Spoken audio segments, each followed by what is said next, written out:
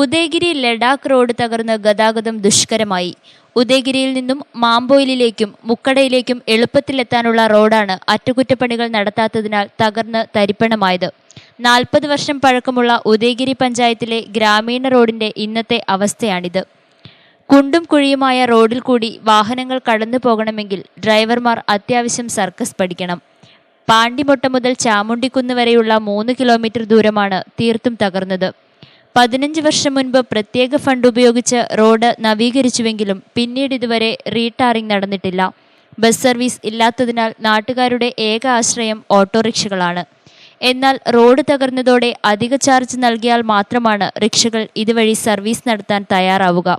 അറ്റകുറ്റപ്പണികൾക്കായി 7 ലക്ഷം രൂപയോളം മാറ്റിവെച്ചിട്ടുണ്ടെന്ന് പറയാൻ തുടങ്ങിയിട്ട് 6 മാസത്തിൽ അധികമായെങ്കിലും റോഡ് പഴയപടി തന്നെ.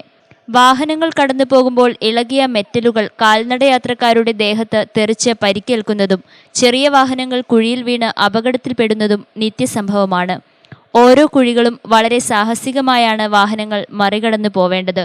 നിരവധി വാഹനങ്ങൾ കടന്നു പോകുന്ന ഗ്രാമീണ മേഖലയിലെ ഈ റോഡ് എത്രയും പെട്ടെന്ന് പുനർനിർമ്മിക്കണമെന്നാണ് നാട്ടുകാരുടെ ആവശ്യം.